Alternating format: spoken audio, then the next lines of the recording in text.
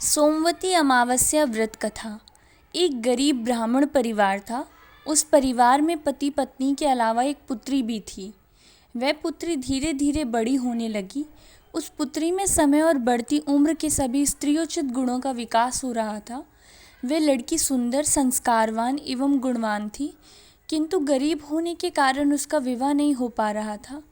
एक दिन उस ब्राह्मण के घर एक साधु महाराज पधारे। वो उस कन्या के सेवा भाव से काफ़ी प्रसन्न हुए।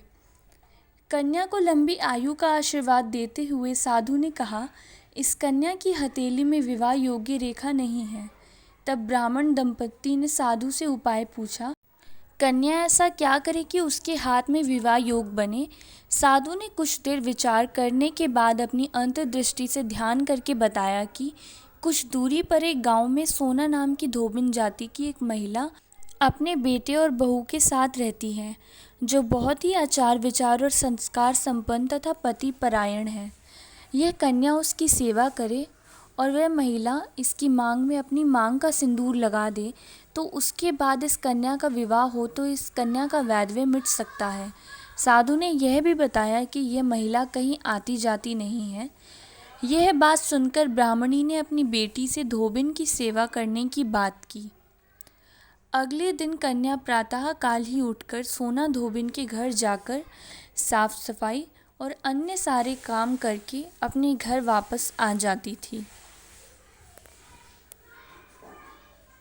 एक दिन सोना धोबिन अपनी बहू से पूछती है कि तुम तो सुबह ही उठकर सारे काम कर लेती हो और पता भी नहीं चलता। बहू ने कहा, माँ जी, मैंने तो सोचा कि आप सुबह उठकर सारे काम कर देती हैं। मैं तो देर से उठती हूँ।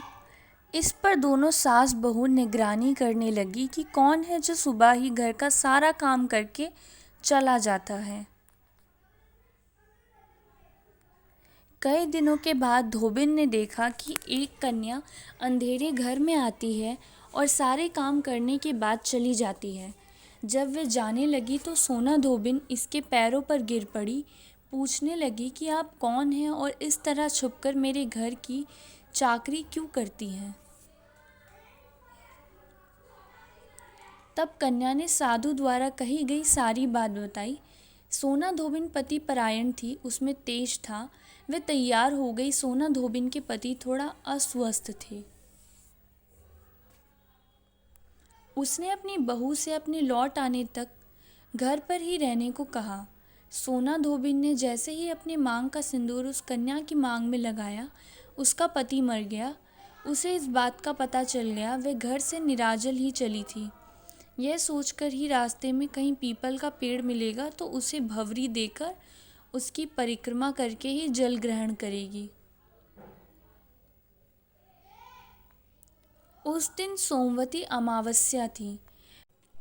ब्राह्मण के घर मिले पुए पकवान की जगह उसने ईंट के टुकड़ों से 108 बार भवरी देकर 108 बार पीपल के पेड़ की परिक्रमा की और उसके बाद जल ग्रहण किया। ऐसा करते ही उसके पति के मुर्दा शरीर में वापस जान आ गई। धोबिन का पति वापस जीवित हो उठा।